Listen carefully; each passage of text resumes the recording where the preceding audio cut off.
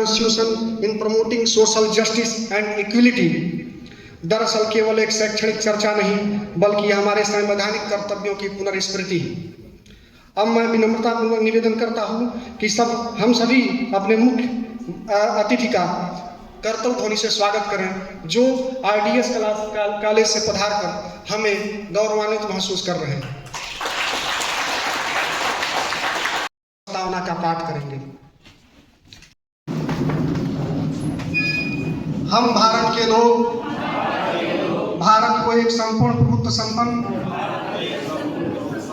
समाजवादी, पंथ निरपेक्ष, लोकतंत्रात्मक गणराज्य बनाने के लिए तथा उसके समस्त नागरिकों को सामाजिक, आर्थिक और राजनीतिक न्याय, विचार, अभिव्यक्ति, विश्वास, धर्म और उपासना की स्वतंत्रता, प्रतिष्ठा और अवसर की समता प्राप्त कराने के लिए तथा उन सब में व्यक्ति की गरिमा और राष्ट्र की एकता और अखंडता सुनिश्चित करने वाली बहुमतता बढ़ाने के लिए दृढ़ संकल्प होकर अपनी संविधान सभा में आज तारीख 26 नवंबर 1949 मिति मार्गशीर्ष शुक्ल सप्तमी संवत 2006 विक्रमी को एक द्वारा इस संविधान को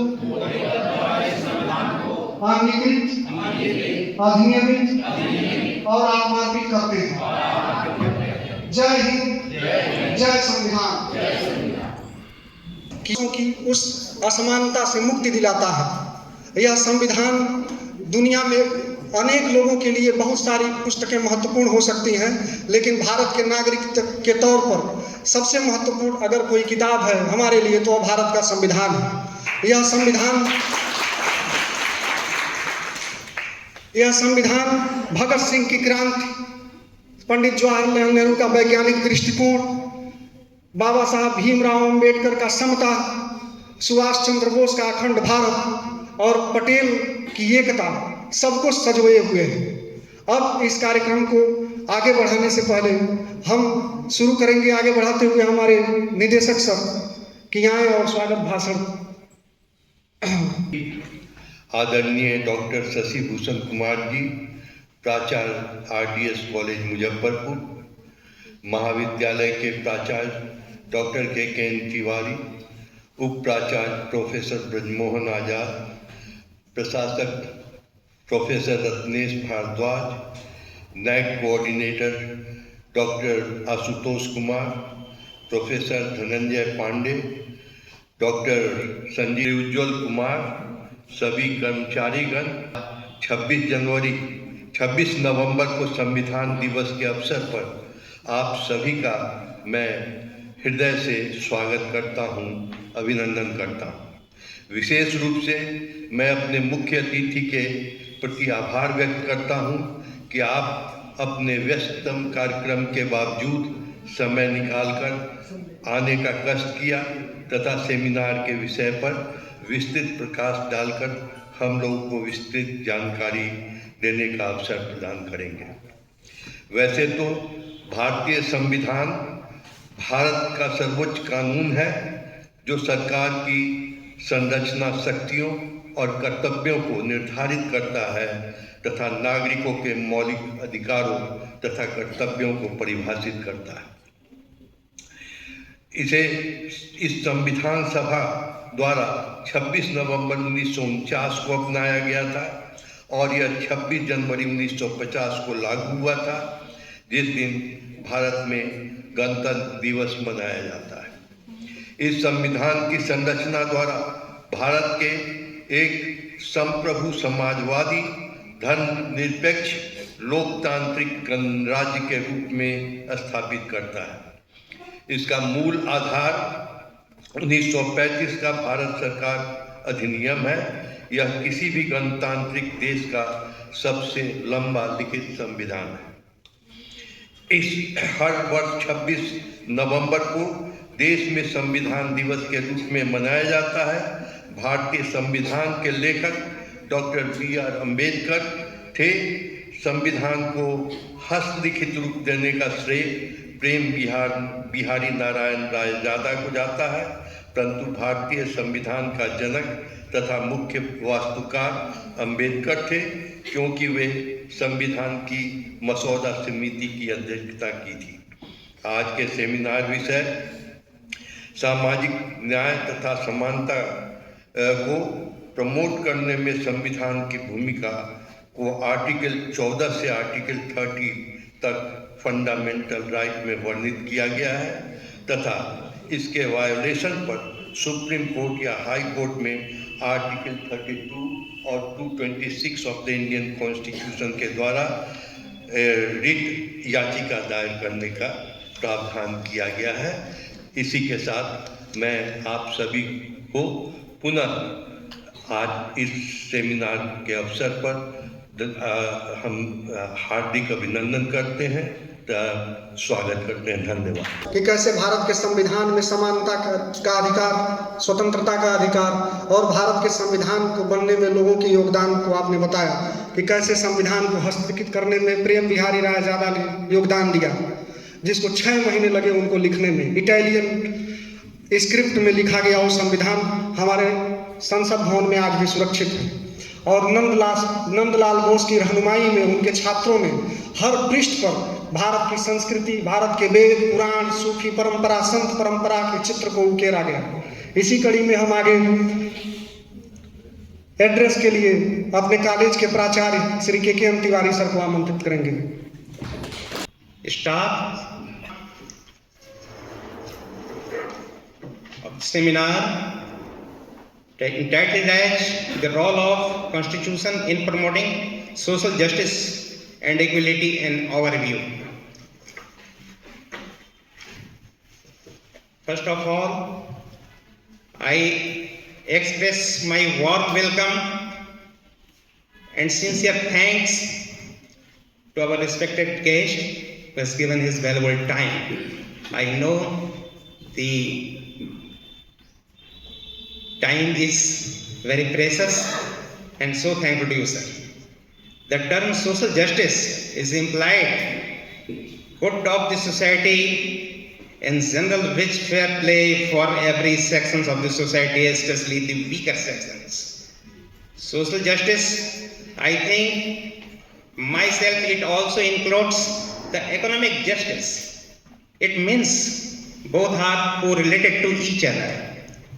I think our respected guest shall focus on it because of the basic thing of our constitution that regulates the equality before law and equal protections of law.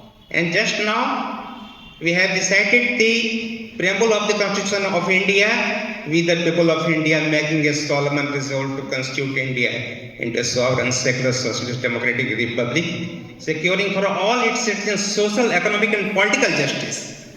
What are the positions of today?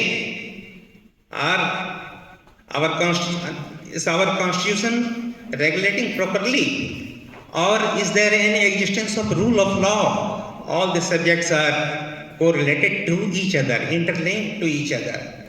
And in present diaspora of India, we need a fair play and fair justice for everyone, every citizen of India. I hope our respected guest shall focus on it. I leave this question upon you, and at last, only 2 lines written by Professor Dr. H.W. Longfellow.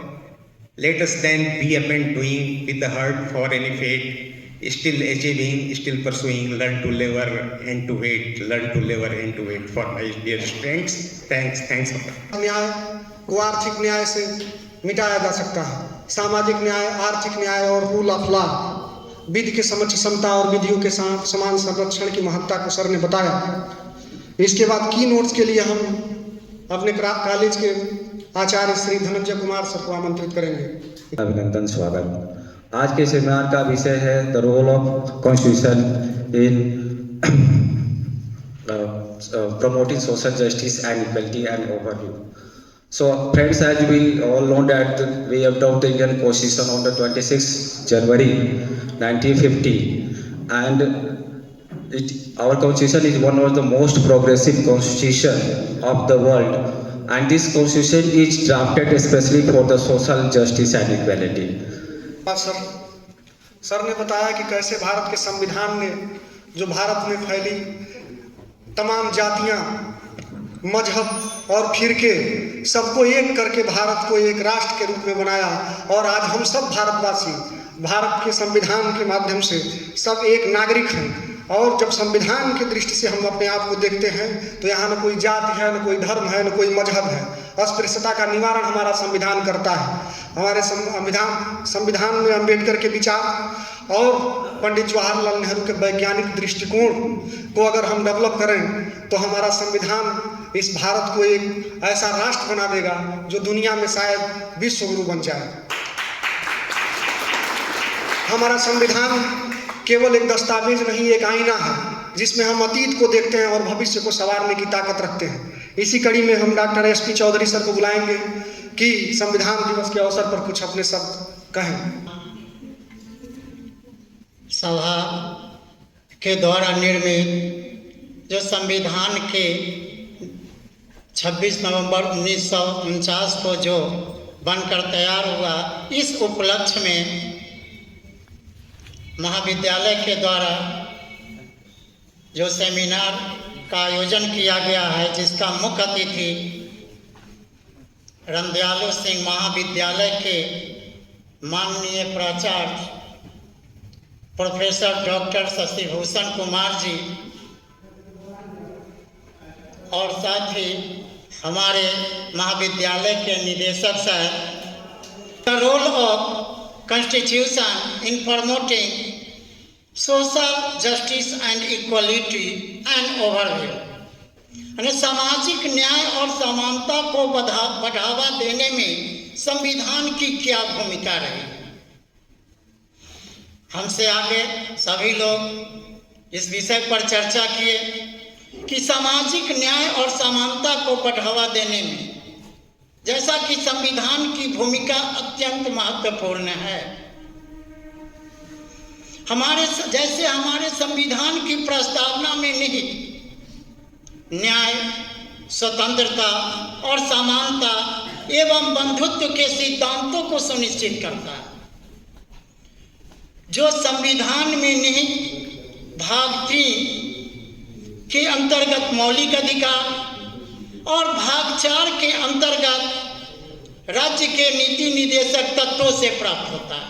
संविधान के basic structure को नहीं मिटाया जा सकता। इसी कड़ी में हम कॉलेज के आचार्य श्री आर.एस. सहाय सर को आमंत्रित करेंगे। और छात्र छात्राएं और कर्मचारीगण, मैं आज संविधान दिवस के शुभ अवसर पर संविधान सभा की प्रथम दिन अध्यक्षता करने वाले आधुनिक बिहार के निर्माता डॉक्टर सच्चिदानंद सिन्हा को सादर नमन करता हूँ। इसके साथ ही साथ संविधान सभा के प्रारूप समिति के सभी सदस्यों को सादर नमन करता हूँ और भारतीय संविधान के महान निर्माताओं को भी सादर नमन करता हूँ। न्याय और अवसर की समानता इन मूल बातों का समावेश यह इंगित करता है कि हमारे संविधान निर्माता इस संविधान के माध्यम से आने वाली सरकारों को ये बताना चाहते थे कि यह जो मूल प्रस्तावना है वह हमारा मूलभूत रहेगा और यही आपका दिशा निर्देश बनेगा। बिहार लाई गई क्योंकि उसके जो अध्यक्षता कर रहे थे प्रथम दिन डॉक्टर सच्चिदानंद सिन्हा काफ़ी बीमार थे और उनका वो दस्तखत हुआ और फिर संविधान वापस संसद भवन में रख दिया गया। ये हम बिहारियों के लिए बड़ी गर्व की बात है कि हम कहीं ना कहीं हम सभी उस महान दस्तावेज के एक अंश के रूप में विद्यमान हैं। बहुत बहुत धन्यवाद सर। बहुत सधे हुए शब्दों में और संक्षेप में सर ने संविधान सभा में सारे सदस्यों के प्रति आभार प्रकट किया और संविधान में समानता, स्वतंत्रता और बंधुत्व की जो बातें हैं उसको रेखांकित किया। अब वह घड़ी आ गई है जिसके लिए हम यहाँ इस सभागार में उपस्थित हैं, जिनके कंधों पर आज के पूरे सेमिनार का विषय टिका हुआ है। आज हमारे RDS कॉलेज के प्राचार्य मुख्य अतिथि के रूप में यहाँ उपस्थित हैं और आज इस संविधान सभा में जो सारी बातें जो कुछ समय बताई गई या आज जिस विषय पर हम यहाँ आज चर्चा करने के लिए बैठे हैं, आज विस्तार से हमें आज बताएंगे कि संविधान क्या है और संविधान की महत्ता क्या है और संविधान सभा में जो घटित हुआ और जो बातें कही गई उसके संदर्भ में हमारे मुख्य अतिथि महोदय RDS कॉलेज ऑर्गेनाइज किया गया है। ये कार्यक्रम ऑर्गेनाइज किया गया है हमारे विद्यार्थी। आज मैं कोई यहाँ भाषण देने नहीं आया, आप ही लोग से इंटरेक्ट करने आया हूँ और आप ही लोग से इंटरेक्ट करेंगे। चूंकि लॉ में एक कॉन्स्टिट्यूशनल लॉ भी है, संवैधानिक कानून जो आप लोगों को पढ़ना है। इस सेमिनार का थीम जरूर है कि भाई सोशल जस्टिस को प्रमोट करने में, है ना, उसको आगे ले जाने में, बढ़ाने में हमारे कॉन्स्टिट्यूशन की क्या भूमिका रही, क्या रोल रहा। मेन थीम वो है। उसके पहले जो मेन थीम पर हम आएंगे उसके पहले 2-3 बातों को आप लोगों को समझना है कि जो नैरेटिव जो है 1950 से सेट कर दिया गया, हम लोग उसी नैरेटिव के साथ चल रहे हैं और जीवन जो है वो गतिशील होता है। आज के सोशल मीडिया के ज़माने में, फेसबुक के ज़माने में, व्हाट्सएप के ज़माने में बहुत तरह तरह की चीज़ें आ रही है आपके सामने। कभी कभी असमंजस की भी स्थिति हो जाती है कि किस चीज़ को एक्सेप्ट करें, किस चीज़ को रिजेक्ट करें। तो एक जो दिया जाता है, मैं कोई उनके प्रति असम्मान नहीं व्यक्त कर रहा हूँ जो मैंने अब तक कॉन्स्टिट्यूशन पढ़ा, जो कॉन्स्टिट्यूएंट असेंबली के स्ट्रक्चर को देखा, वहाँ जो डिबेट हुआ, उसके आधार पे मैं यह कह सकता हूँ कि भाई जो नैरेटिव बनाया गया कि father of the constitution doctor B.R. Ambedkar, मैं थोड़ा इससे सहमत नहीं। अगर फादर ऑफ द कॉन्स्टिट्यूशन है तो be the people of India है, और be the people of India के जो रिप्रेजेंटेटिव वहाँ बैठे हुए थे 283 हैं, और उसमें से किसी का भी कंट्रीब्यूशन जो है वो डॉक्टर अंबेडकर से कम नहीं है। डॉक्टर अंबेडकर एक बहुत ही महत्वपूर्ण जो विभाग था, जो ड्राफ्टिंग कमेटी थी, उसके चेयरपर्सन थे। तो भाई ड्राफ्टिंग कमेटी के चेयरपर्सन हैं तो हमारा काम है कि जितने सारे आइडिया आए, जो डिबेट हुआ, सेशन चल रहा था, उस सेशन में कौन से सदस्य ने किन बातों को रखा, किस बातों पे हाउस में सहमति बनी, उसको एक्सेप्ट किया गया, किसको रिजेक्ट किया गया, उन्हीं चीजों को कंसोलिडेट करना ये अपने आप में महत्वपूर्ण काम है। लेकिन सिर्फ यह कह देना कि भाई father of the constitution doctor B.R. Ambedkar, नहीं, ऐसा नहीं है। फादर ऑफ द कॉन्स्टिट्यूशन अगर हैं तो वो कॉन्स्टिट्यूएंट असेंबली में जितने लोग बैठे हुए थे वो सब एक ही है। दूसरा कि हम अपने पॉलिटिकल सिस्टम को देखें। हमारा पॉलिटिकल सिस्टम अगर बेस्ट से आप कंपेयर कीजिए, है ना, तो बेस्ट में हम नॉर्मली कहते हैं किसी कंट्री के बारे में कि भाई पार्लियामेंट्री डेमोक्रेसी है, संसदीय लोकतंत्र है। किसी को कहते हैं कि भाई फेडरल डेमोक्रेसी है, संघीय लोकतंत्र है। भाई ऐसी स्थिति में भारत को क्या कहा है, इंडिया को? कोई भी एनीबडी, आप लोग स्टूडेंट हैं, बताइए भारत के पॉलिटिकल सिस्टम को कैसे कैरेक्टराइज किया जाए? नो, ये अर्ध संघीय का क्या मतलब होगा? खुजाई फेडरल, दोनों मिक्स है। हाँ, तो भाई इसको हम ऐसे भी तो कह सकते हैं कि भाई इंडियन पॉलिटिकल सिस्टम जो है अगर इसको कैरेक्टराइज किया जाए तो ये पार्लियामेंट्री फेडरल डेमोक्रेसी, संसदीय संघीय लोकतंत्र। हमने जो संसदीय लोकतंत्र के कैरेक्टर हैं उसको भी अपने कॉन्स्टिट्यूशन में स्थान दिया है, और जो फेडरल सिस्टम का कैरेक्टर होता है उसको भी अपने कॉन्स्टिट्यूशन में प्लेस किया है, और हमने अपने सिस्टम को एक नए तरीके से जो दुनिया में अन्य जगह पे नहीं था वो मैंने अपने यहाँ रखा, और इसलिए रखा कि वो हमारे साथ कंपल्सन था। पार्लियामेंट्री डेमोक्रेसी को एडॉप्ट कर लेना, उसके पीछे कारण ये था कि आप मान लिया जाए ट्रेनिंग ले रहे हैं, है ना, आपको ट्रेनिंग मिल रही है कि इस मशीन को कैसे चलाना है। आपने 2 महीने 3 महीने 4 महीने ट्रेनिंग दी गई, तो उस ट्रेनिंग के बाद आप तो लर्न कर लिए कि भाई उस मशीन को कैसे चलाना है।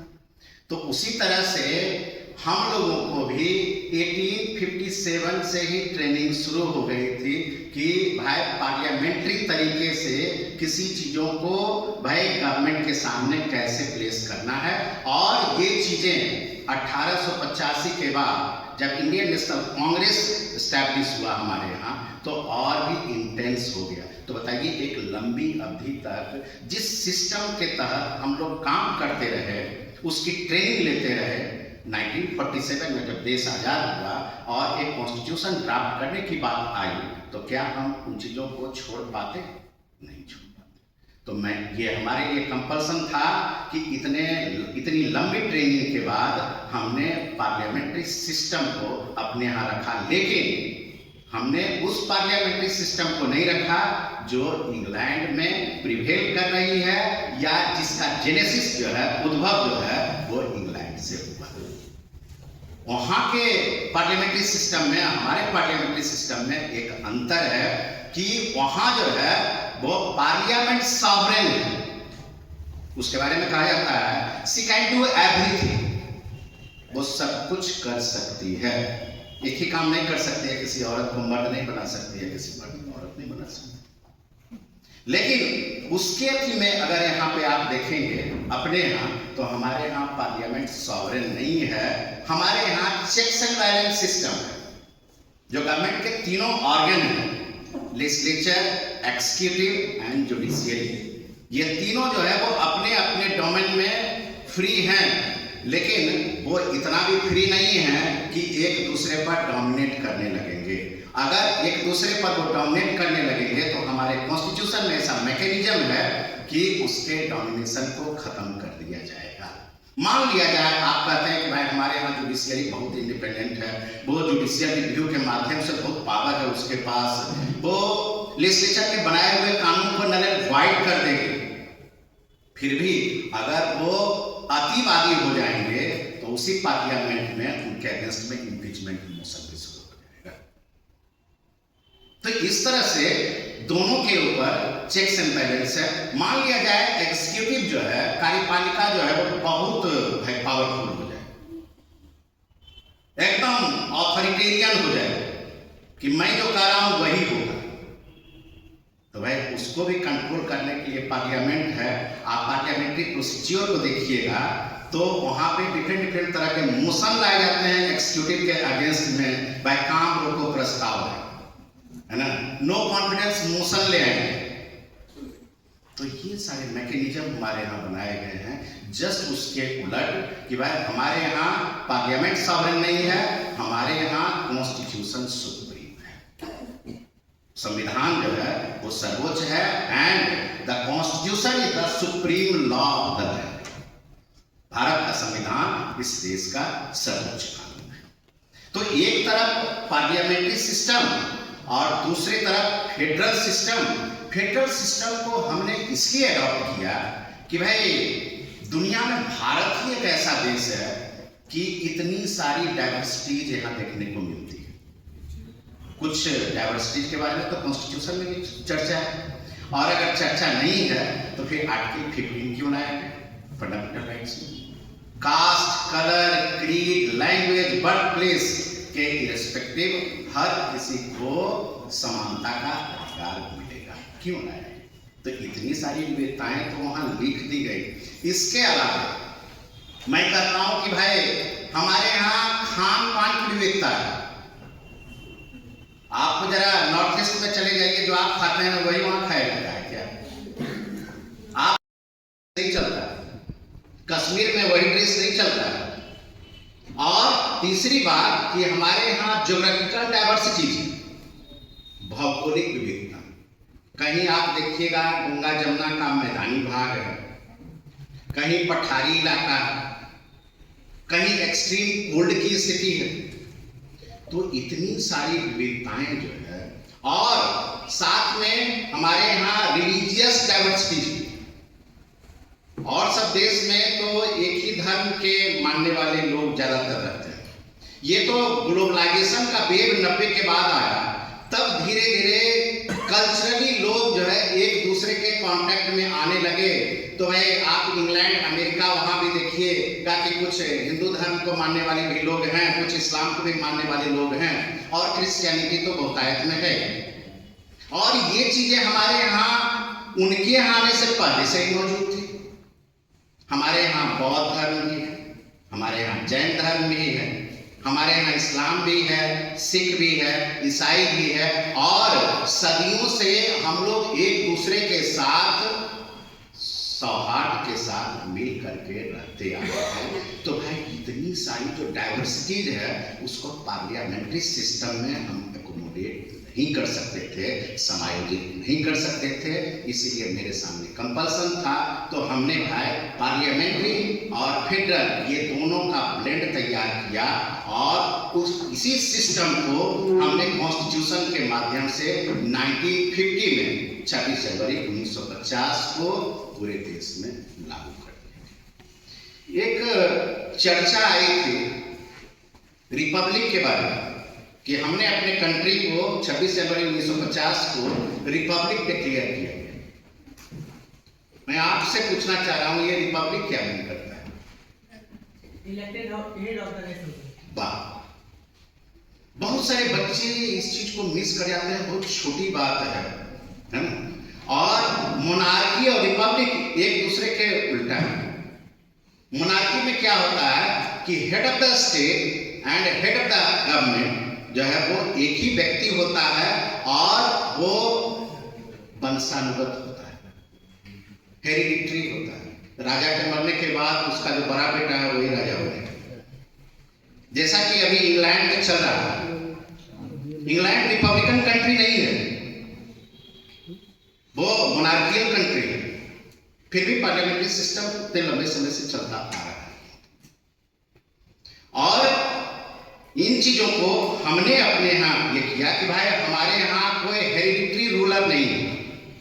ये नहीं कि राष्ट्रपति पहले राष्ट्रपति डॉक्टर राजेंद्र प्रसाद के मरने के बाद भाई उनका जो बड़ा बेटा था वही राष्ट्रपति बनेगा, ऐसी कोई व्यवस्था नहीं है। हमारे यहाँ भाई हर एक 5 साल पर देखते हैं राष्ट्रपति का चुनाव होता है। जिनको वो चुनाव लड़ना है उसके लिए हमारे कॉन्स्टिट्यूशन में कुछ क्वालिफिकेशन डिसाइड किए गए हैं। वो जो भी क्वालिफिकेशन को मेंटेन करता हो भाई वो इंडिपेंडेंट है। आप राष्ट्रपति का चुनाव लड़ सकते हैं, आप लोकसभा के सदस्य का चुनाव लड़ सकते हैं, आप राज्यसभा के सदस्य का चुनाव लड़ सकते हैं, मुखिया का चुनाव लड़ सकते हैं। हर एक चुनाव को मतलब पॉलिटिकल लिबर्टी है, आप चुनाव को लड़ने के लिए बिल्कुल स्वतंत्र हैं।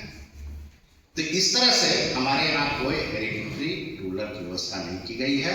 और जिस कंट्री में भी इस तरह की बात है वो सभी रिपब्लिकन स्टेट है। तो ये एक हमारे जो कॉन्स्टिट्यूशनल सिस्टम है उसका एक बैकग्राउंड है। अब इस बैकग्राउंड के बाद तब मैं मेन थीम पे आता हूँ कि भाई सोशल जस्टिस को ये कॉन्स्टिट्यूशन जो है वो प्रमोट करने में क्या रोल प्ले किया। तो सबसे पहले तो एक प्रोग्राम लाया जाएगा ना। तो कॉन्स्टिट्यूशन जो हमारे यहाँ आया, हमने कॉन्स्टिट्यूशन को अडॉप्ट किया, तो वो एक प्रोग्राम था। उस प्रोग्राम के तहत इस देश के नागरिक से लेकर के इस देश की सरकारों तक को काम करना होगा, और कोई भी इस कॉन्स्टिट्यूशन का वायलेशन करेगा तो उसको प्रोटेक्ट करने के लिए guardian of the constitution supreme court of India नई दिल्ली में बैठी हुई है। उसको पावर दे दिया गया है कि कॉन्स्टिट्यूशन का क्या इंटरप्रिटेशन होगा ये गवर्नमेंट का कोई दूसरा विंग डिसाइड नहीं करेगा, सिर्फ और सिर्फ न्यायपालिका इसको डिसाइड करेगी, वो भी supreme court of India, Bharat का सर्वोच्च न्यायालय। वो जो कहेगा कॉन्स्टिट्यूशन के इंटरप्रिटेशन के बारे में, संविधान के किसी उपबंध की व्याख्या के बारे में, उसका निर्णय अंतिम होगा और उसके निर्णय को कहीं भी चैलेंज नहीं किया जाएगा।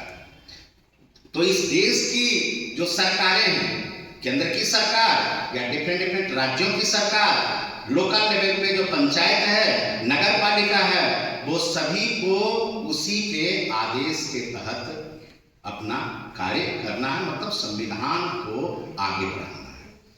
जब सोशल जस्टिस की बात करते हैं तो प्रियम्बुल पे आइए, संविधान की प्रस्तावना। संविधान की प्रस्तावना के बारे में भी मैं कुछ बात कहूँगा। ये सुप्रीम कोर्ट में इसके लिए केस भी आया, रीट फाइल हुआ। पहले तो चैलेंज किया गया कि नहीं ये प्रियम्बुल जो है वो कॉन्स्टिट्यूशन का पार्ट नहीं है। तो कॉन्स्टिट्यूशन का पार्ट कैसे नहीं है भाई?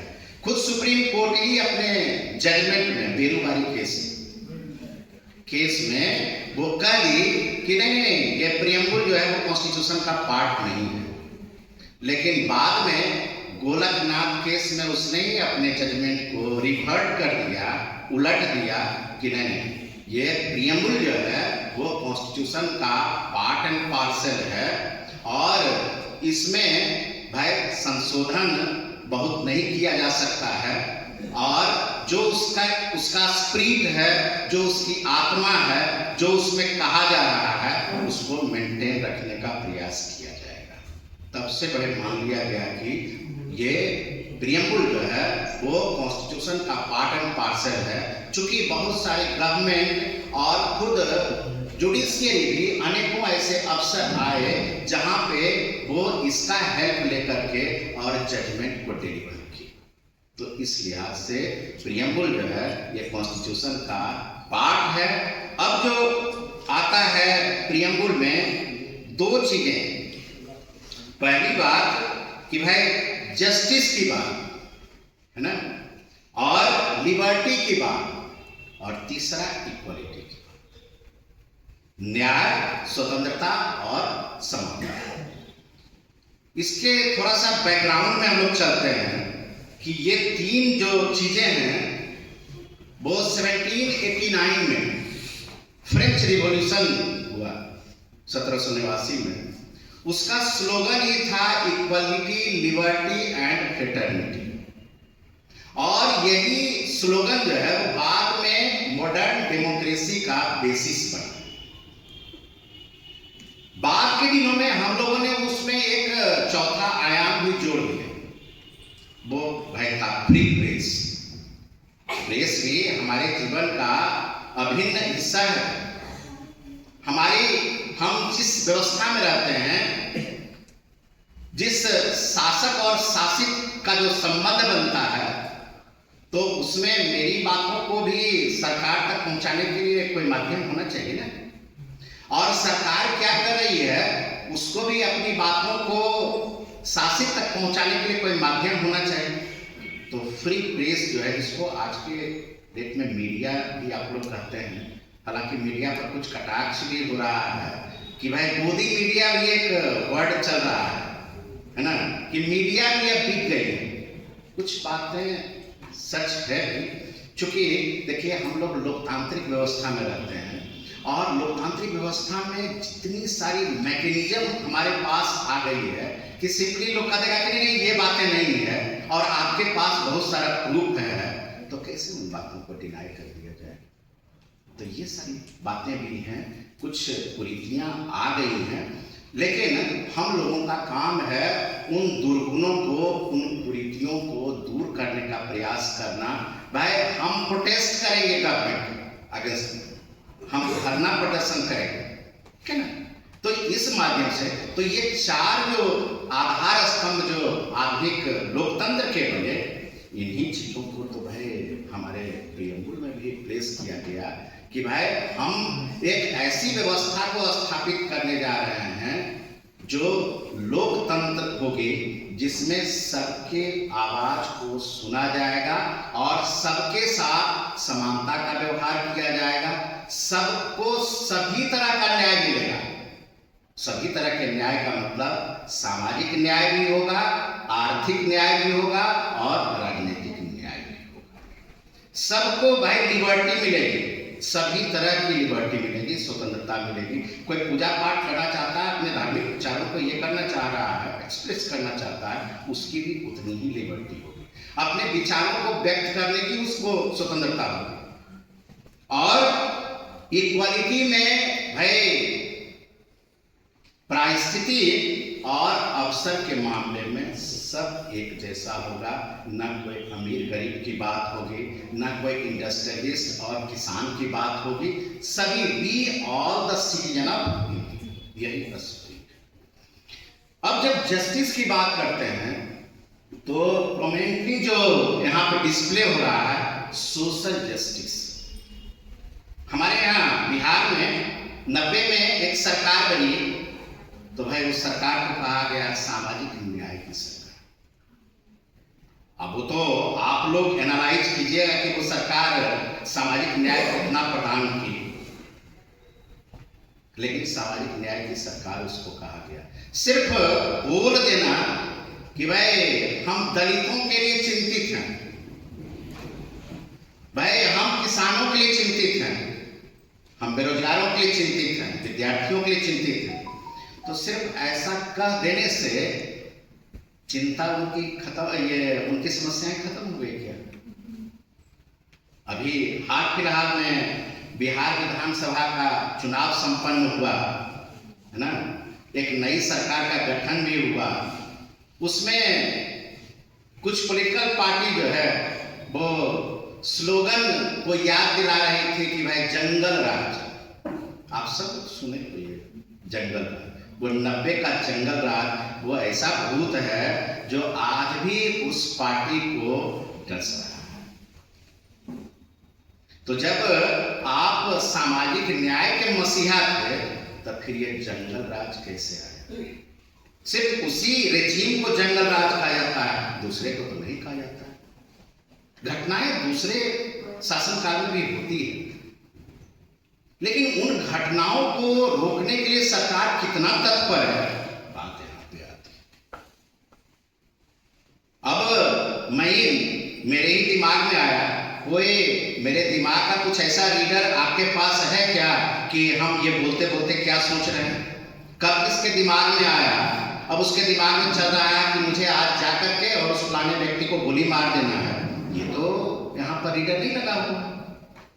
अब इस तरह की घटनाएं कोई कर लिया तो सरकार और प्रशासन उसके बाद तत्पर होती है कि भाई इस चीज को कौन इस घटना को अंजाम दिया, उसको अरेस्ट कीजिए, उस पर ट्रायल चलाइए और उसको जेल में डालिए। ये सारी बातें उस वक्त नहीं होती थी, इसीलिए उसको जंगल राज कहा गया। फिर भी वो सामाजिक न्याय के मसीहा थे। मैं थोड़ा सा यहाँ पे कहूँगा, थोड़ा सुन करके आपको लगेगा कंट्राडिक्टरी बातें, लेकिन वाकई में वो सामाजिक न्याय का मसीहा था। उसे जो हमारे यहाँ सामाजिक व्यवस्था थी, आप लोग तो पता नहीं 90 के दशक में पैदा हुए होंगे या नहीं हुए होंगे, लेकिन हम लोगों ने तो उन सारी चीजों को देखा है, झेला है ना। तो भाई हमारा समाज जो था वो आज भी बटा हुआ है, जाति में बटा हुआ, और बिहार और यूपी जो है ये दोनों जगह कुछ ज्यादा ही इंटेंस है। ये बात है, वो फलाने जाति का है, वो फलाने जाति का है। भाई कुछ लोग अपने आप को सुपीरियर मानते हैं, कुछ लोगों को कहते हैं कि नहीं ये इंफीरियर कास्ट का है। भारत का संविधान तो ऐसा नहीं कहता है कास्ट के बारे में कि ये सुपीरियर कास्ट का है, ये इंफीरियर कास्ट का है। भारत का संविधान तो आपको रिकॉग्नाइज करता है सिटीजन ऑफ इंडिया के नाम से, भारत के नागरिक के नाम से। तो डोम जाति का भी है, वो भी भारत का नागरिक है, और ब्राह्मण जाति का है, वो भी भारत का नागरिक है। लेकिन ये जो सेटअप बना हुआ था, चीजें बनी हुई थी, कैसे कहते हैं आर्टिकल 17 कि भाई अस्पृश्यता का उन्मूलन किया गया। अनटचेबिलिटी का जो प्रैक्टिस था वो अब प्रिवेल नहीं करेगा, और जो भी इसके प्रैक्टिस करेंगे उनको पनिश किया जाएगा, वायलेशन ऑफ फंडामेंटल राइट्स। तो भाई आज अस्पृश्यता का लगभग उन्मूलन हो गया ना। यदा कदा एक्सेप्शन में कोई बातें आती है, वो भी आने वाले समय में मैं समझता हूँ कि खत्म हो जाएगा।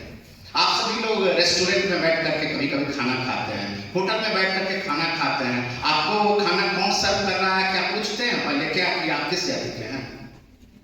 इतना ही तो उसको कहते हैं कि भाई जल्दी खाना लाओ, भूख लगा। तो ये चीजें मिट रही है, लेकिन बहुत सारी चीजें जो है वो हमारे यहाँ से मिटनी बाकी है, जिसमें एक जाति का जो फीलिंग है वो बहुत इंटेंस है, जबरदस्त है, इसको खत्म हो जाना चाहिए। और अब तो भाई इंटरकास्ट मैरिज भी चल रहा है और गवर्नमेंट ही प्रमोट कर रही है उसको। तो भाई इगैलिटेरियन सोसाइटी कैसे बनेगा जब तक हम लोग इस तरह से, जो हमारे कॉन्स्टिट्यूशन का स्पिरिट है और सोशल जस्टिस से भी ये जुड़ा हुआ है, सामाजिक न्याय से भी जुड़ा हुआ है कि भाई समता मूलक समाज का हमको निर्माण करना है, जहां जाति, भाई धर्म, छुआछूत ये सब जो है बिल्कुल एकदम निजी मामले होने चाहिए, पर्सनल मामले होने चाहिए, उसको भाई पब्लिक डोमेन में नहीं आना चाहिए। अभी भी इस दिशा में हमको बहुत सारा काम करना है। लेकिन जो मैं कहा कि वो सामाजिक न्याय का मसीहा था, तो भाई वो इसलिए कि भाई वो रेजीम जब 90 में आता है तो भाई जो वंचित लोग थे, जो शोषक लोग थे, जो हाशिए पर के लोग थे, उन लोगों को जुबान मिला। कुछ जातियां थी यहाँ पे, भूमिहार, ब्राह्मण, लाला, है ना, राजपूत, ये लोग उन लोगों को अपने साथ बैठने नहीं देते थे। तो भाई एक वेव चला कि नहीं एकदम साथ में बैठो, तो ये चीज के लिए तो प्रमोट किया गया। और ये जो चेंज है ये सामाजिक न्याय की दिशा में बहुत बड़ा कदम था। मैंने एक स्टडी की थी कि भाई बिहार में बहुत सारे चीफ मिनिस्टर्स हुए, है ना, एसके सिन्हा टू नीतीश कुमार अभी प्रेजेंट में, तो भाई इसमें से कितने ऐसे मुख्यमंत्री थे जो ट्रांसफॉर्मेशनल, परिवर्तनकारी जिनको कहा जाए, जिसने व्यवस्था में कुछ परिवर्तन लाया। उस दिशा में सबसे पहला नाम आता है डॉक्टर एसके सिन्हा का, जिनके नाम पर ये महाविद्यालय है। और डॉक्टर एसके सिन्हा इस राज्य के पहले मुख्यमंत्री थे। वो इतने विजनरी थे कि भाई हमारे यहाँ कुछ जमींदारों की भी बात होती है, लैंडलॉर्ड्स, आज भी कुछ लोग हैं। तो भाई जमींदार कौन लोग थे? जमींदार ब्राह्मण लोग थे, भूमिहार लोग थे, राजपूत लोग थे, मोस्टली यही लोग थे। लेकिन सिर्फ और सिर्फ यही लोग थे ऐसी बात नहीं, मोस्टली ये लोग थे। तो भाई डॉक्टर एसके सिन्हा आए, भाई कहे ना कि अब जमींदारी नहीं रहेगी, खत्म हो जाएगी, खत्म कर देना। तो जमींदारी खत्म हो गई। कहाँ पे उसके अगेंस्ट में ये विरोध किया। अब विरोध हुआ भी तो उस विरोध को दबा दिया, चूंकि वो समय की मांग थी और इस रूप में वो परिवर्तनकारी थे। उस राज्य को, जो राज्य भाई 19-20 इस वक्त हमारा देश स्वतंत्र हुआ था, उसको 17-18 राज्य थे भारत में। उस 17-18 राज्य में बिहार भी एक राज्य था जो बेस्ट एडमिनिस्ट्रेटेड स्टेट का है, अच्छा प्रशासित राज्य, वो डॉक्टर एसके सिन्हा की देन थी। इंडस्ट्रियलाइजेशन हुआ इस स्टेट का। और ये हम नहीं कह रहे, या इंडिया का कोई पॉलिटिकल एनालिस्ट या थिंकर या ऑथर नहीं कह रहा है, ये अमेरिका का एक एडमिनिस्ट्रेटर है पॉल एच एपलबी, वो अपनी रिपोर्ट में इस बात को लिख रहा है। तो वो परिवर्तनकारी थे। फिर केदार पांडे आए थे, सर जानते होंगे, चोरी नहीं चलेगी, एग्जामिनेशन में चोरी नहीं चलेगी, तो चोरी नहीं चलेगी, अब नहीं चलेगी। वो परिवर्तनकारी थे। उसके बाद लालू जी आए, वो सोशल जस्टिस के रूप में परिवर्तनकारी हुए। और फिर नीतीश कुमार आए, तो भाई जो व्यवस्था बिगड़ चुकी थी उसको फिर से पटरी पर लाना, इस परिवर्तनकारी थे। तो 4 मुख्यमंत्री थे इस सूबे के हैं जो परिवर्तन का बदकारी कहलाए, ट्रांसफॉर्मेशन कहलाए। अब ये जो सोशल जस्टिस की बात हो रही है, देखिए सोशल जस्टिस थोड़ा नैरो सेंस में हम लोग बात करते हैं कि भाई दबे कुचले को मेन लाइन में लाना ही भाई सोशल जस्टिस है। सोशल जस्टिस इतना ही नहीं है। सोशल जस्टिस का मतलब होता है जो हाशिए पर के लोग हैं, जिनको अभी तक अपॉर्चुनिटी नहीं मिली, जो अवसरों से वंचित हैं, जो गरीबी रेखा से नीचे जीवन यापन कर रहे हैं, वैसे सभी लोगों को तीनों ही राइट्स इक्वली मिलने चाहिए, सामाजिक, आर्थिक और राजनीतिक। ये सोशल जस्टिस मीन कर रहा है। तो जब हम कहें कि भाई ऐसा करने में कॉन्स्टिट्यूशन जो है वो क्या रोल प्ले किया, तो कॉन्स्टिट्यूशन को सबसे पहला रोल यही प्ले किया कि भाई ये प्रियम्बुल में एक लाइन ड्रॉ किया कि इसके आधार पे व्यवस्था को काम करना होगा, और उस आधार पे व्यवस्था काम करना शुरू की। धीरे धीरे करके आज आप अपने देश में देखिएगा, अपने राज्य में देखिएगा, जो डेटा अवेलेबल है उस डेटा के आधार पे सरकार कहती है कि गरीबों की संख्या में कमी आई है। हम बहुत लोगों को रोजगार देने का काम किए हैं, मनरेगा जैसा स्कीम लाए हैं, सोशल वेलफेयर का स्कीम चला रहे हैं। अब भाई समाज में वृद्ध लोग हैं, अपंग लोग हैं, उनको कौन देखेगा? कुछ वैश्वीकरण की स्थिति में ऐसी आबोहवा बन गई है कि अब लोग सेल्फ को एंजॉय करना चाहते हैं। तो सेल्फ को एंजॉय करना हम शुरू कर देंगे तो हमारे मदर फादर कहाँ रहेंगे और हमारे दादा दादी कहाँ रहेंगे, जो उंगली पकड़ करके हमको चलना सिखाए थे, जिनकी गोद में बैठ करके हम खेले हैं, तो उनके प्रति भी तो हमारी रिस्पॉन्सिबिलिटी है। हमारा दुर्भाग्य है ये कि हमारा युवा वर्ग इन चीज़ों को भूलते जा रहा है, और जब हम इन चीज़ों को भूल जाएंगे तो अपने विनाश को फिर से आमंत्रित करेंगे। जो पीढ़ी इतिहास को भुला बैठता है वो फिर से गुलामी की जंजीरों में जकड़ेगा। एक वैदिक सभ्यता की बात हम कर रहे हैं, और अभी इसी मंच से हुआ कि भारत विश्व गुरु था, और विश्व गुरु के बावजूद भी हम इतने दिनों तक गुलामी की जंजीरों में जकड़े रहे। क्यों? हमने अपने उस इतिहास को भुला बैठा। तो इतिहास को भूलने की जरूरत नहीं है, और संविधान इस माध्यम से सोशल जस्टिस को प्रमोट कर रहा है। जो प्रियम्बुल में बातें दी गई है, तरह तरह के स्कीम्स आ रहे हैं, और उस स्कीम के तहत सोशली, सामाजिक रूप से वैसे लोगों को इम्पावर्ड किया जा रहा है, सशक्त किया जा रहा है। महिलाएं भी उसी श्रेणी में थी। पहले तो महिलाओं को जुबान ही नहीं थी, लेकिन भाई सौभाग्य से या दुर्भाग्य से बाप रे बाप जी आज तो इतनी जुबान हो गई है कि बड़ा मतलब चित्र स्थिति लगती है। एक हमारे मित्र थे, तो वो बड़ा मतलब हमेशा वायलेंट रहते थे कि ऐसे कर देंगे, वो कर देंगे। एक बार उनके घर पर हम गए तो उनके भाई तो शांत है, आपकी प्रकृति ही उलट गई है। तो वो कहे अरे मैडम भाई तो बाहर में तो बहुत आप शेर बनते हैं भाई, तो शेर तो यहाँ भी है, यहाँ अंतर प्रसा इतना कि शेर को दुर्गा ने सवाल करती है। तो आपके एम्पावरमेंट का बेटा हर चीज पॉजिटिव सेंस में लेना है।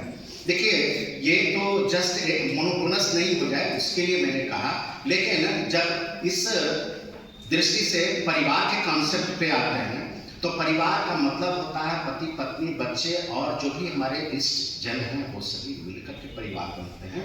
और परिवार में कहा जाता है कि पति पत्नी गाड़ी के दो पहिए के समान है, एक पहिया अगर टूट जाएगा तो गाड़ी नहीं चलेगी, इसलिए दोनों पहिए को अपरूदी मार कर रखना है। लेकिन दुर्भाग्य से कुछ हमारे देश में समाज में ऐसी घटनाएं हो रही है जो परिवार रूपी गाड़ी को ही डैमेज करने पर तुली हुई है, उसको बचाना आप लोगों का काम है।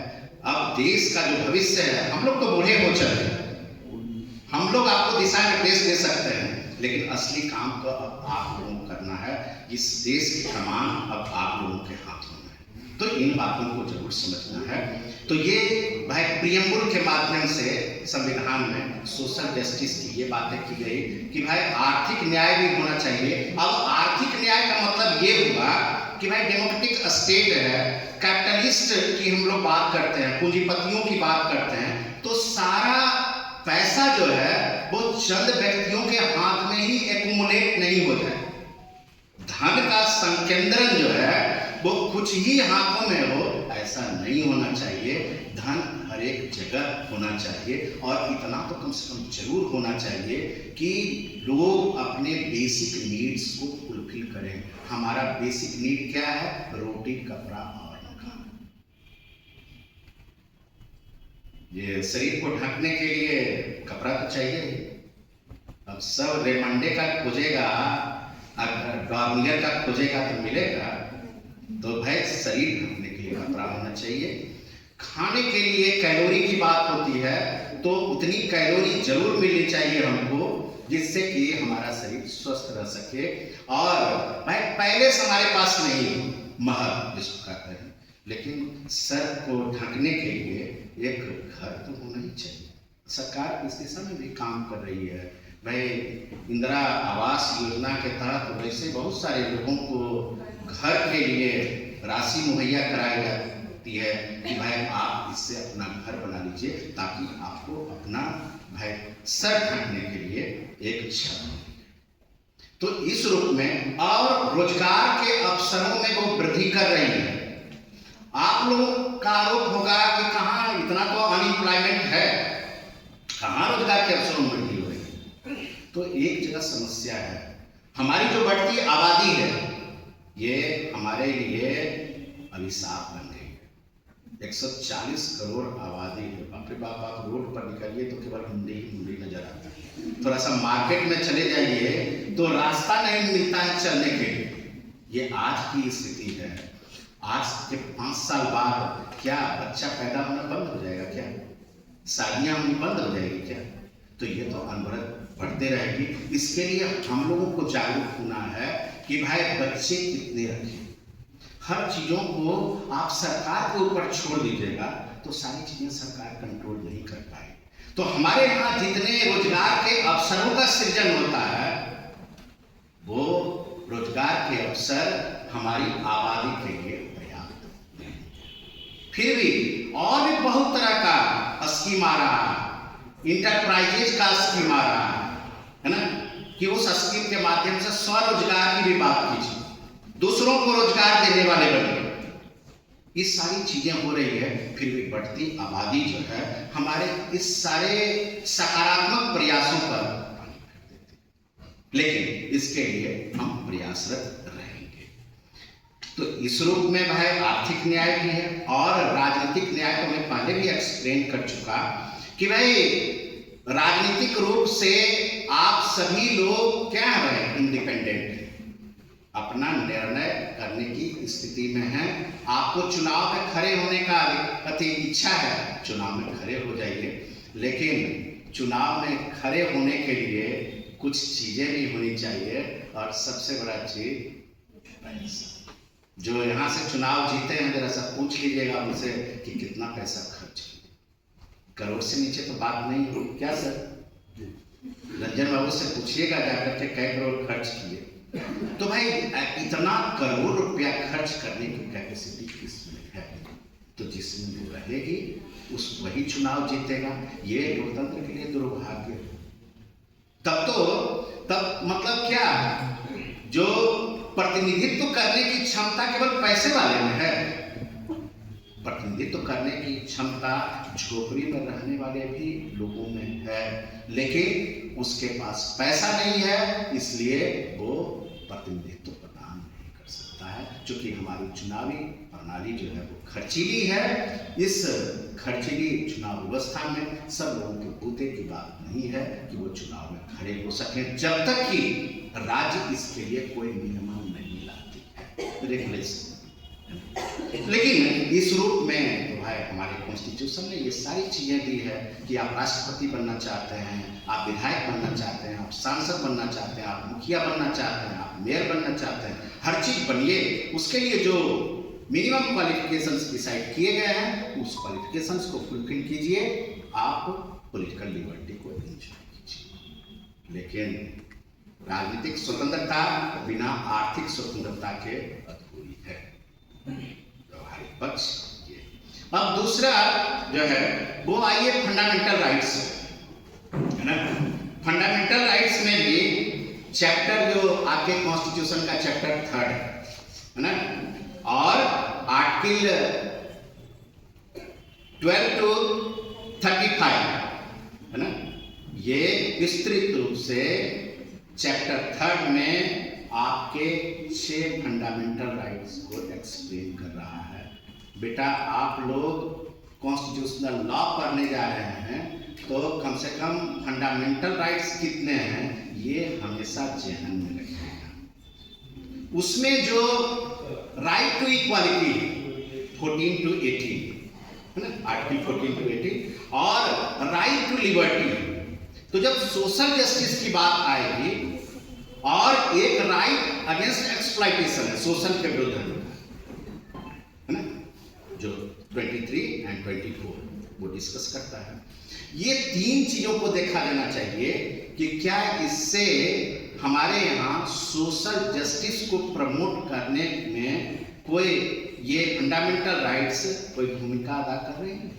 तो मैंने शुरू में ही कहा कि भाई सोशल जस्टिस का मतलब है कि समानता का अधिकार दीजिए और उसको पर्याप्त स्वतंत्रता दीजिए, जिन समानता से, जिस स्वतंत्रता से वो अभी तक वंचित था।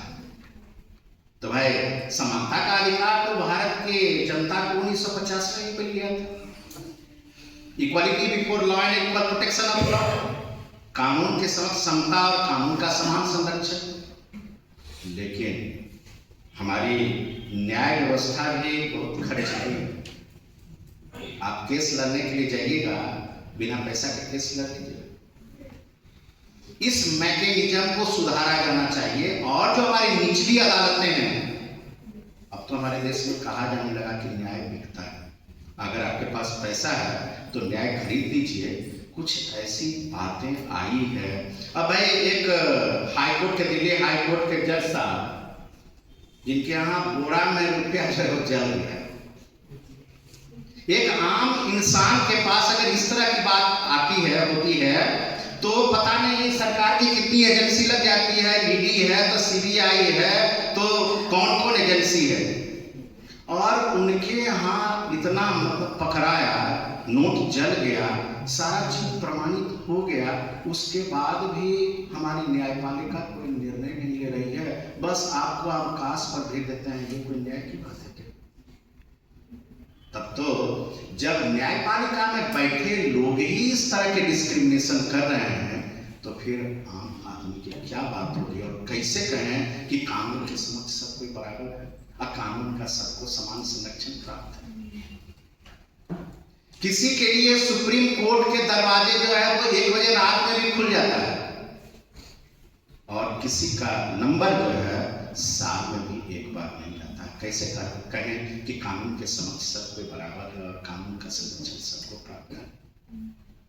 तो करने के लिए तो है यहाँ पे कि भाई जाति, धर्म, भाषा, लिंग, जन्म स्थान, ये सब के आधार पे कोई भेदभाव नहीं होगा।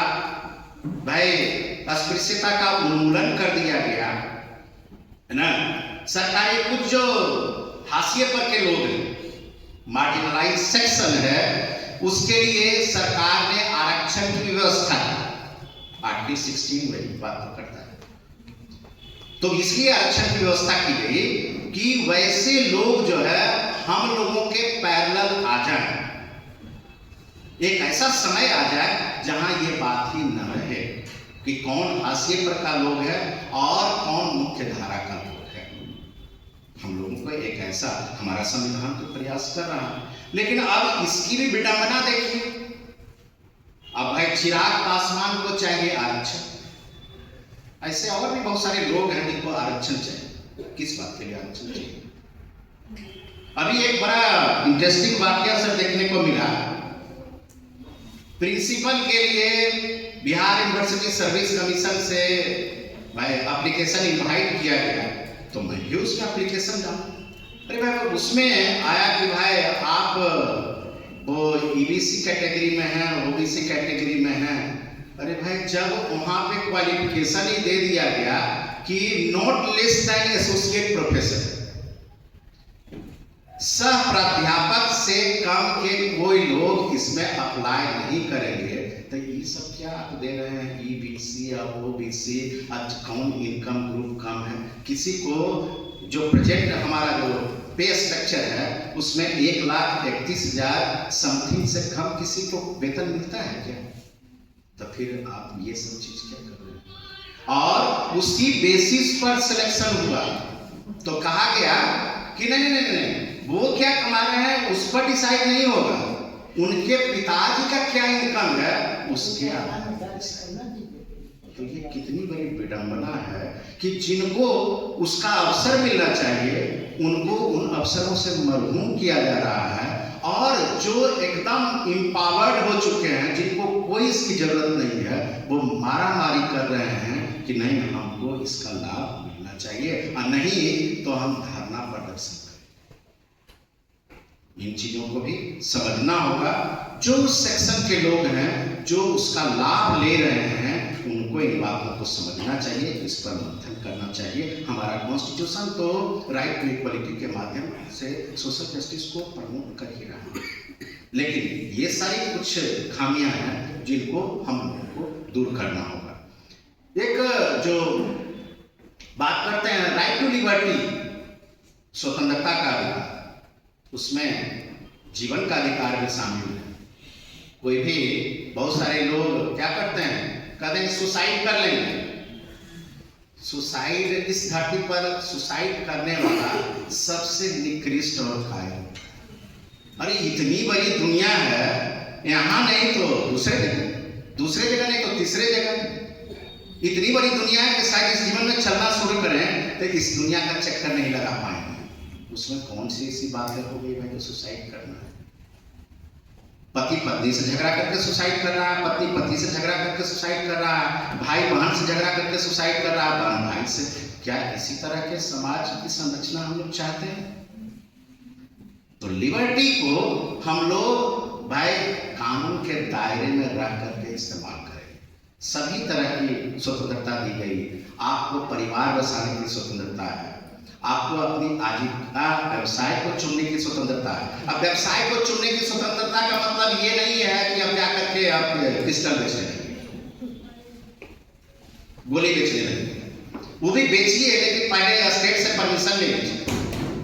कुछ चीजों के लिए स्टेट क्या है, परमिट करती है। मैं अब इसको ये कंक्लूड करूंगा, डोंट वरी। तो स्वतंत्रता के अधिकार के माध्यम से भी बहुत सारी चीजें हैं जो सोशल जस्टिस को प्रमोट करने का। इवन जो जेल में आदमी चला गया, जो अरेस्ट हो गया है, उसको भी लिबर्टी दी जा रही है कि मान लिया आप कोई वकील वगैरह रखना चाहते हैं तो हम उसके लिए फैसिलिटेट करेंगे। तो ये जो फंडामेंटल राइट्स है वो एक तरह से हमारे सिस्टम में भाई ये पॉलिटिकल इंडिपेंडेंस को इस्टेब्लिश करने का माध्यम है। और 23-24 जो आर्टिकल है वो जो हमारे सिस्टम में मौजूद था, हमारी सामाजिक संरचना में मौजूद था, व्यवस्था में, कि भाई बेकार पहले होता था, एक्सप्लॉयटेशन किया जाता था, एकदम भारत का नागरिक free from all types of exploitation. ये कॉन्स्टिट्यूशन ऐसी व्यवस्था करता है, और जहाँ कहीं भी इस तरह की बातें होती है उस पर संज्ञान लिया जाता है। हाँ ठीक है, जितना हमारा एक्सपेक्टेशन है उतना नहीं हो रहा है, फिर भी चीजें बदल रही हैं, और उस बदलती चीजों के गवाह हम सभी लोग हैं। आज से 20 साल पहले क्या व्यवस्था थी और आज 20 साल के बाद क्या व्यवस्था है, वो आप माइन्यूट ऑब्जर्वेशन कर सकते हैं। एक तीसरा जो पक्ष है जो हमारे यहाँ सोशल एंड इकोनॉमिक डेमोक्रेसी को इस्टेब्लिश करने का प्रयास करता है। फंडामेंटल राइट्स तो हमारे यहाँ पॉलिटिकल डेमोक्रेसी को इस्टेब्लिश करता है और उसके माध्यम से सामाजिक न्याय को प्रदान कर रहा है। ये DPSP जो है, directive principles of state policy, जो हमारे कॉन्स्टिट्यूशन के चैप्टर 4 में है, आर्टिकल 36 to 51, उसमें स्टेट के लिए गाइडलाइन है। स्टेट के लिए गाइडलाइन का मतलब सरकारों के लिए दिशा निर्देश, कि आप अपनी जो पॉलिसी तैयार कीजिएगा, जो नीतियां तैयार कीजिएगा, उन नीतियों को तैयार करने में 36 से 51 में जो बातें हैं, उन बातों को जरूर ध्यान में रखिएगा। अब यहाँ दो चीज और समझ लीजिए कि भाई फंडामेंटल राइट्स जो है वो जस्टिस लेबल है, न्याय योग्य है, कि अगर आपके फंडामेंटल राइट्स का कोई वायलेशन कर रहा है, कोई इंडिविजुअल है, कोई इंस्टीट्यूशन है या गवर्नमेंट है, तो इसको लागू कराने के लिए आप सीधे हाई कोर्ट और सुप्रीम कोर्ट जा सकते हैं, क्योंकि निचली अदालतों को फंडामेंटल राइट से रिलेटेड मामले को सुनने का कोई अधिकार नहीं है। ये इतना इंपॉर्टेंट है। तो ये पॉलिटिकल डेमोक्रेसी हमारे यहाँ एस्टेब्लिश कर रही है और ये जस्टिसेबल है। लेकिन ठीक इसके विपरीत जो हमारे यहाँ सोशल और इकोनॉमिक डेमोक्रेसी को एस्टेब्लिश कर रही है, वो जस्टिसेबल नहीं है। आप उसको लागू कराने के लिए किसी कोर्ट में नहीं जा सकते हैं। तब एक सवाल आएगा आपकी तरफ से, तो जब इसको हम लागू कराने के लिए किसी कोर्ट में जा ही नहीं सकते हैं, तो चैप्टर 4 में 36 से 51 में इसको रखने की क्या जरूरत थी? जब सरकार पर कोई अंकुश ही नहीं है, तो अंकुश है, कोर्ट से भी बुरा अंकुश है। कैसे भी चुनाव हुआ ना, तो सब लोग 5 साल तक तो दिखता नहीं है लोग जनप्रतिनिधि, कैसे एकदम हाथ तो लगता है ऐसा प्रैक्टिस वो कर लिए थे, 1 महीना पहले से प्रैक्टिस कर रहे थे कि एकदम ये हटना नहीं है, एकदम ऐसे ही है। तो पब्लिक ओपिनियन बहुत बड़ा तलवार है, जिसके भय से सरकारें जो है, जनमत जिसको कहते हैं, उसके भय से सरकारें जो है वो फंडामेंटल ये डीपीएसपी में जो भी चीजें दी गई है उसको वो लागू कराने का प्रयास करती है, उसको इम्प्लीमेंट कार्यान्वित करने का प्रयास करती है। बहुत सारी चीजें हुई है। आप आर्टिकल 45 को देखिए, वो आपके 21A में फंडामेंटल राइट्स में आ गया राइट टू एजुकेशन। पहले तो 45 में था कि राज्य जो है वो 6 से 14 वर्ष के बालकों के लिए निःशुल्क और अनिवार्य शिक्षा की व्यवस्था करेगा। कब करेगा? जब उसके पास रिसोर्स संसाधन आ जाएंगे तब। लेकिन आर्टिकल 21A के माध्यम से अब शिक्षा का अधिकार, मतलब आप उसको अवेल नहीं कर सकते हैं जो 6 से 14 वर्ष के बच्चे हैं उनके लिए। फिर भी एक कदम आगे बढ़ गए। आर्टिकल 40 पंचायती राज व्यवस्था, कितनी जद्दोजहद हुई, 1991 से जद्दोजहद चल रही थी, ये जा करके 92 में इंप्लीमेंट होता है। 73rd and 74th constitutional amendment act के माध्यम से ये अब एक लीगल कॉन्स्टिट्यूशनल बातें हो गई कि सरकार केवल 2 लेवल पे ही काम नहीं करेगी, सरकार लोकल लेवल पे भी काम करेगी। गांव के स्तर पे पंचायती राज व्यवस्था और शहरों के स्तर पे नगर पालिका व्यवस्था।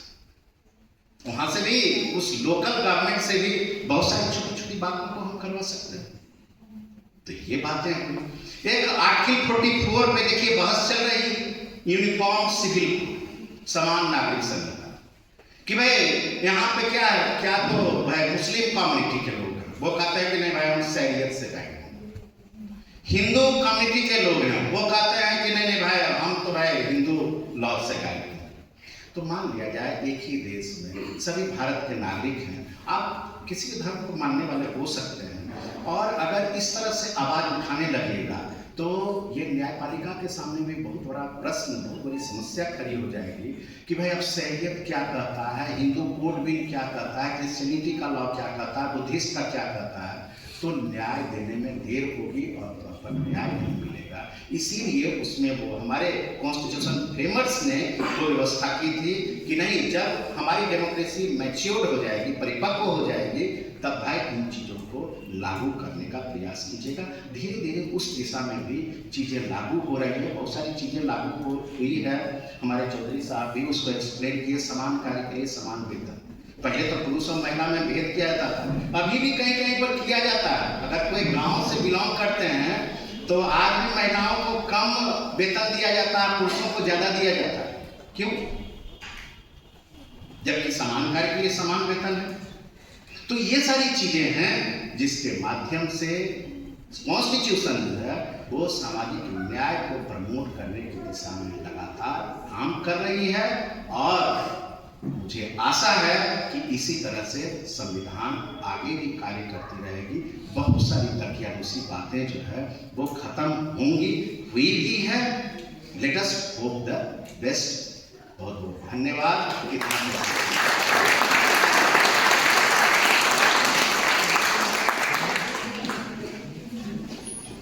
बहुत बहुत धन्यवाद सर। आज आपने बहुत विस्तार से बताया भारतीय संविधान के बारे में और इशारों में सर ने बताया कि भारत के संविधान को कैसे खतरा है और खतरा उन लोगों से है जो संविधान की शपथ लेते हैं, संविधान की शपथ लेते हैं और शासन सत्ता में बैठे लोग हैं। संविधान का खतरा हमसे नहीं और आम लोगों से नहीं, केवल संविधान की शपथ लेने वाले लोगों से। इसी खतरे की बात डॉक्टर भीमराव अम्बेडकर ने 1955 में राज्यसभा में बोली जब उनको संविधान का निर्माता कहा गया। उन्होंने खुद कहा कि मैं संविधान का स्वयं निर्माता नहीं, संविधान के निर्माता हम सभी लोग हैं। अगर जरूरत पड़ी तो हम इस संविधान को सबसे पहले जलाएंगे। संविधान की जलाने की जब बात आएगी तो सबसे पहले अम्बेडकर ने कहा कि मैं संविधान को जलाऊंगा और मैं अकेले संविधान का निर्माता नहीं हूँ। और इसी खतरे की बात कहते हुए उन्होंने कहा था। अब आगे वोट ऑफ थैंक्स के लिए वाइस प्रिंसिपल सर बीएम आजाद सर को आमंत्रित करेंगे। बीएम आजाद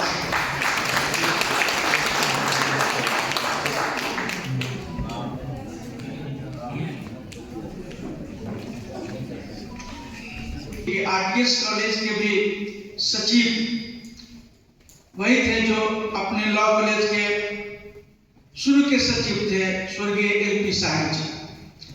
जब आरटीएस कॉलेज के प्राचार्य नागेश्वर शर्मा जी इस कॉलेज में आए तो उन्होंने हमें बताया कि आजाद जी की बात जानते हैं हम कि क्या सर, तो आरटीएस कॉलेज में मेरी नियुक्ति शाही जी ने की थी। उस समय आरटीएस कॉलेज के सेक्रेटरी थे, यहाँ के फाउंडर सेक्रेटरी थे। तो इसलिए हम इन्हें गुरु भाई मानते हैं, मित्र मानते हैं, निकटतम पड़ोसी मानते हैं। आज हमारे परिवार में आए हैं मुख्य अतिथि बनकर। मंच पर आसीन संविधान को लिया, सामाजिक न्याय को लिया, जिस पर इतने बड़े बड़े विद्वत्तापूर्ण व्याख्यान हुए। हम चूंकि धन्यवाद ज्ञापन करने के लिए आए हैं, इसलिए हमें संविधान के अनुच्छेदों में आर्टिकल में उलझना नहीं है। लेकिन मैं सिर्फ दो बात कहना चाहूंगा संविधान के संदर्भ में कि संविधान होता क्या है, संविधान का उद्देश्य क्या है, संविधान से हम समझते क्या है। सीधी सी बात है, संविधान किसी भी देश का वो लिखित या अलिखित दस्तावेज होता है जिस आधार पर उस देश की शासन व्यवस्था चलती है। उस देश की शासन व्यवस्था की सारी बातें, कानून कैसे बनेगा, कानून कैसे लागू किया जाएगा, कैसे न्याय किया जाएगा, वो देश की व्यवस्था की सारी बातें उस संविधान में लिखित होता है, वर्णित होता है। चाहे वो इंग्लैंड का कन्वेंशन हो या भारत का विश्व का सबसे लिखित संविधान हो, पूरा देश का वो बुनियाद होता है, देश का उद्देश्य होता है। हमारे भी संविधान में हमारे देश का, हमारे राष्ट्र का उद्देश्य लिखा हुआ, शुरू में ही लिखा हुआ, प्रियम्बुल में ही लिखा हुआ, प्रस्तावना में लिखा हुआ कि मेरा उद्देश्य सिर्फ 3 है। क्या? कि हम गणतांत्रिक देश होंगे, हम प्रजातांत्रिक देश होंगे, हम न्याययुक्त देश होंगे। यानी हमारे गणतंत्र, हमारे यहाँ गणतंत्र भी होगा, प्रजातंत्र भी होगा और न्याय भी होगा। फिर आगे इसकी व्याख्या की है कि न्याय मतलब सब न्याय, वो राजनीतिक न्याय हो, आर्थिक न्याय हो, शैक्षणिक न्याय हो, जो भी न्याय, धार्मिक न्याय, सारी उसको विशद व्याख्या किया गया। लेकिन 3 ही बात कि प्रजातंत्र, गणतंत्र और न्याय, यह हमारी संविधान की विशेषता। और संविधान के आधार पर ही भारत देश चल रहा है। कानून कैसे बनेगा, कौन बनाएगा, कानून कौन लागू करेगा, कौन न्याय करेगा, किसकी कैसी, जो सारी बातें किसी भी देश की सारी बातें, व्यवस्थात्मक बातें उसके संविधान में ही वर्णित होता। यानी किसी धर्म के लिए उसके धार्मिक किताब की उपयोगिता होती है। जैसे इस्लाम धर्म में जो होली कुरान शरीफ का महत्व है, जो हिंदू धर्म में वेद का महत्व है, वही महत्व किसी देश में उसके संविधान का।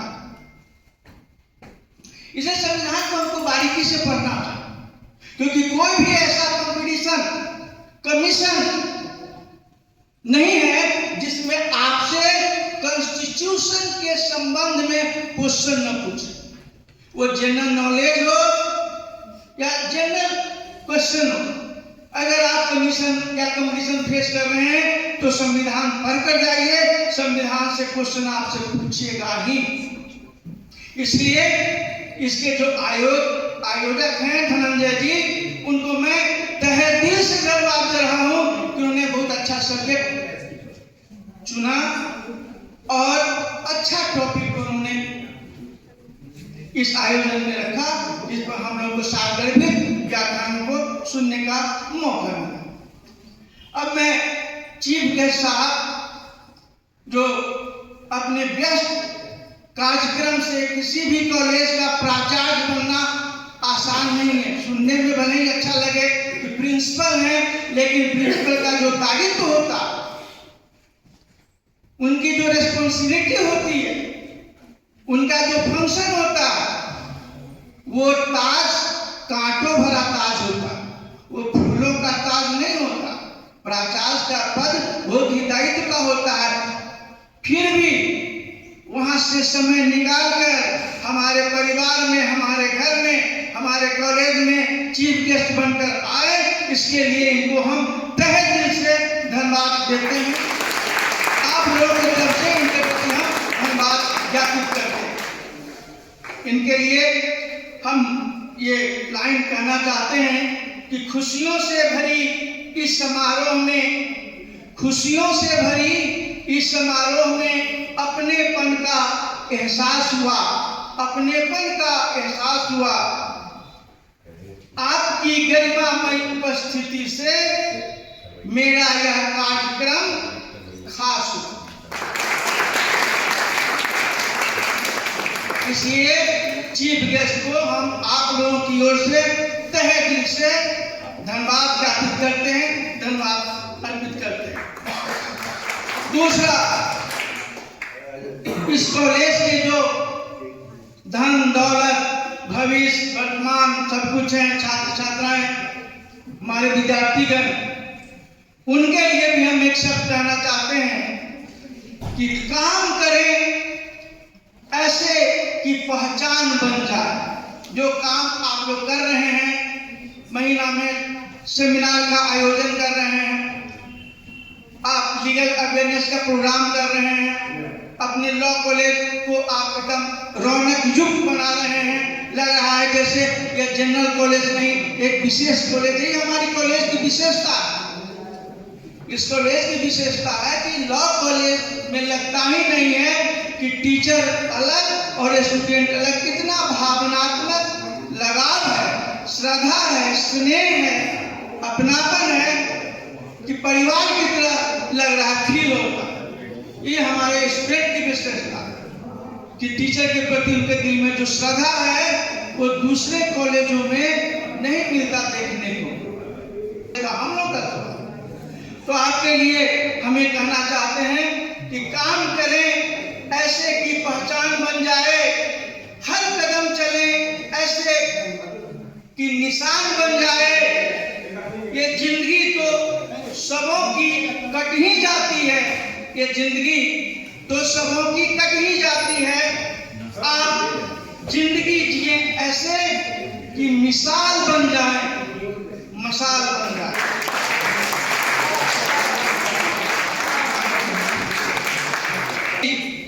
इनके प्रति भी हम धन्यवाद ज्ञापित करते हैं।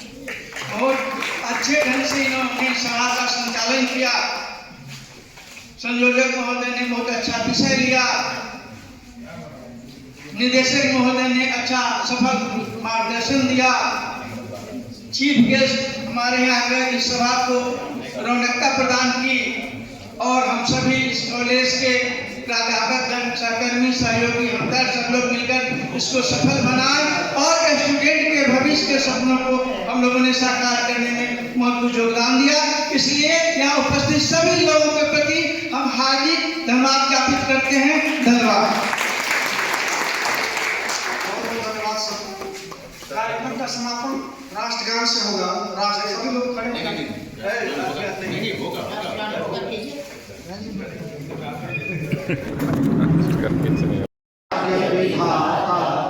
पंजाब सिंध गुजरात मराठा द्राविड़ उत्कल बंगा विंध्य हिमाचल यमुना गंगा उच्छल जलधि तरंगा तब शुभ नामे जाके तब शुभ आशीष मांगे गाहे